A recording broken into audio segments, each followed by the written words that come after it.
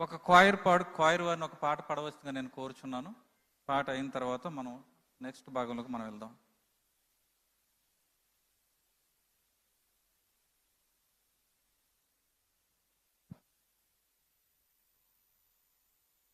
మనందరం కూడా లేచి నిలబడి మన రాష్ట్ర ముఖ్యమంత్రి గారు శ్రీ నారా చంద్రబాబు నాయుడు గారు వస్తూ ఉండగా అందరం కూడా లేచి నిలబడి 2 చేతులతో చప్పట్లు కొడుతూ సార్ను మనం ఆహ్వానించుకుందాం.